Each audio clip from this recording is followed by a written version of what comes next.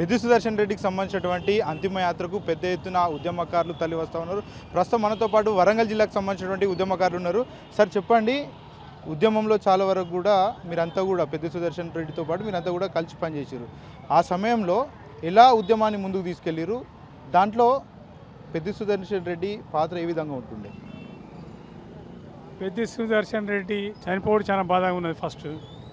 ఎందుకంటే చిన్న వయసు, ఆయన ఏజ్ చూస్తే మా కంపేర్ చేస్తే.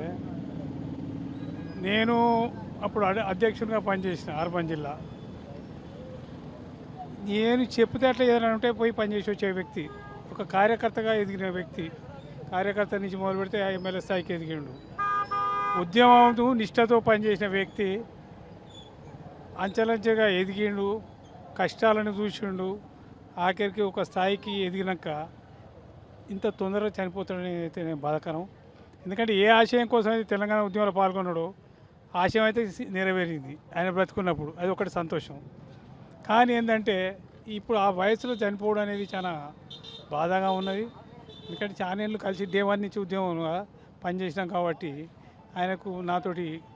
నాకు ఆయనతోటి చాలా దగ్గర బంధం ఉండేది. అలాంటి వ్యక్తిని కోల్పోవడం వ్యక్తిగతంగా కూడా నేను చాలా బాధపడతాను. అంటే చాలా వరకు పదవిలో ఉన్నటువంటి నేతలు చనిపోతే చాలా పెద్ద ఎత్తున ప్రజలు తరలి వస్తూ ఉంటారు, చాలా అభిమానం చూపెడతారు. కానీ ఇక్కడ పెద్ది సుదర్శన్ రెడ్డి ఎమ్మెల్యే కూడా ఓడిపోయారు. అదేవిధంగా ఇక్కడ అధికారంలో కూడా లేనటువంటి పరిస్థితి, అయినా కూడా పెద్ద ఎత్తున జనాలు తరలి వస్తూ ఉన్నారు, చాలామంది కంటతడి పెడతా ఉన్నారు. ఎందుకు అనుకోవచ్చు ఇదంతా? అదే ఆనాడు తెలంగాణ ఉద్యమం మలిదశ ఉద్యమం 2001 మొదలైనప్పుడు ఎవరు లేరు, అది 10-12 మంది ఉంటుంది. అప్పుడు మొదలుపెట్టినప్పుడు అంచెలంచెలుగా ఎదిరి ఏ ఆశయం కోసం అయితే పనిచేసినాం, కష్టాలను చూసినారు, అన్నీ చూసినారు, ఇబ్బందులు చూసినారు, ఇవన్నీ చూస్తున్నారు. కాబట్టి మొదటి నుంచి ప్రజలతో మమేకమైన వ్యక్తి సుదర్శన్ రెడ్డి. కాబట్టి ఆయనకు అవకాశం వచ్చి ఎమ్మెల్యే అయింది తప్ప ఉద్యమంలో చాలా చురుకైన పాత్ర వహించుండు. కాబట్టి ప్రజలతో సంబంధాలు ఉంటాయి. ఆనాడు పార్టీ పెట్టినప్పుడు అది ఒక ఉద్యమ పార్టీ ఉండే, తర్వాత రాజకీయ పార్టీ అయింది, అది వేరే సంగతి. కానీ అదే ఉద్యమ పార్టీ అని అట్టే ఉంటే ఈ ఎమ్మెల్యే అనేది సంగతి తర్వాత.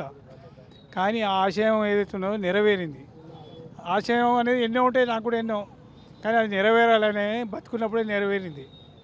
కాబట్టి ఆయన పోరాటాన్ని ఇక్కడ చూసినారు. ఆయన చిన్న స్థాయి నుంచి ఎదిగిన వ్యక్తి, ఏదో రాజకీయంగా ఆయనకి ఎవడో అండ ఉండేది కాదు. కాబట్టి అలాంటి వ్యక్తి నిజాయితీగా పనిచేసిండు. కాబట్టి ఇవాళ అధికారం లేకున్నా కానీ ఆయన కోసమని ఇంత ప్రజలు కన్నీరు పెడతారంటే దానికి కారణం ఏంటంటే ఉద్యమంలో ఆయన నిష్ఠ, సాధించిన తీరులా అందరితో కలుపుకపోయి ప్రతి ఒక్కరిని కూడా అన్న అనుకుంటూ తిరిగేది. అలాంటి వ్యక్తి ఇప్పుడు ఎవరికైనా బాధగానే ఉంటుంది. కేవలం ఒక మాజీ ఎమ్మెల్యే చనిపోయాడని కాదు, ఇక్కడ ఒక ఉద్యమకారుడు చనిపోయాడు, ఒక ఉద్యమ కార్యకర్త చనిపోయాడని నేను కూడా బాధపడి వస్తున్నాను ఇక్కడికి. అంటే మీరు చెప్పండి మేడం, ఉద్యమ కాలంలో పెద్ది సుదర్శన్ రెడ్డిని చూసారు, ఆ తర్వాత అధికారంలో ఎమ్మెల్యేగా కూడా ఇక్కడ కొనసాగినటువంటి పరిస్థితి ఉంది. అప్పటికి ఇప్పటికీ అంటే ఏ విధంగా ఉంటుండే, ఎలా నడుస్తుంటుండే పెద్ది సుదర్శన్ రెడ్డి?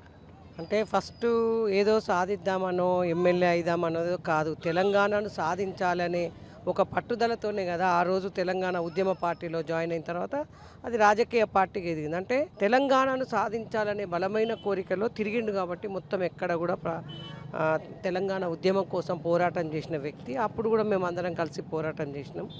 అలాంటి వ్యక్తి అంటే కష్టాలలో బాధల్లో ఉండి ఉద్యమం ఇలా తెలంగాణను సాధించి ఎమ్మెల్యే అయిందంటే ప్రతి ఒక్కరికి అరే ఆనాటి నుంచి ఈనాటి వరకు ఇదే పార్టీలో ఉన్నాడు, అప్పటి నుంచి ఇప్పటి వరకు ఉన్నాడు, ఓడిపోయినా గెలిచినా ఇదే పార్టీలో ఉన్నాడు అనేది ప్రతి ఒక్కరి దాంట్లో ఉంది. బాధగా ఉంది కాబట్టి ప్రతి ఒక్కరు కూడా పాల్గొంటున్నారు.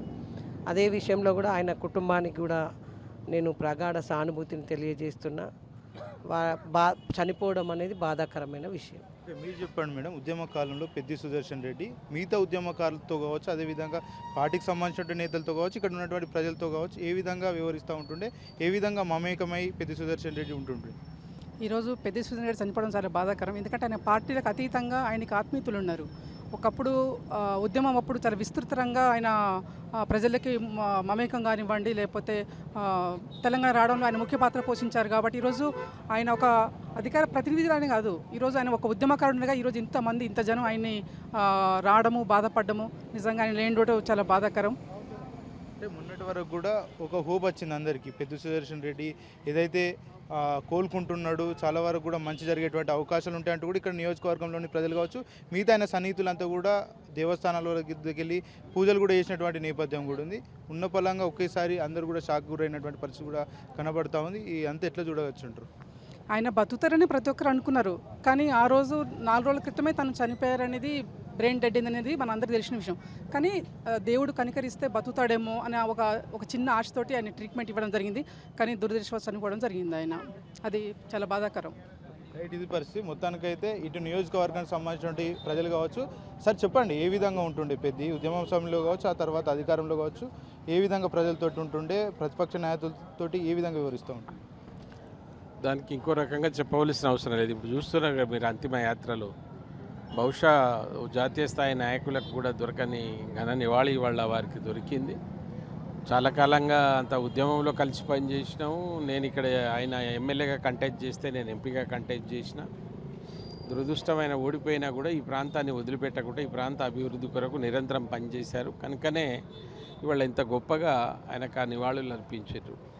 అయితే ఆయనకి మొదటి నుంచి ఒక ఆశయం ఉండే, ఎందుకంటే తెలంగాణ ఉద్యమంలో తెలంగాణ ఉద్యమకారులకు న్యాయం జరుగుతలేదనేది ఒక భావన ఉండే.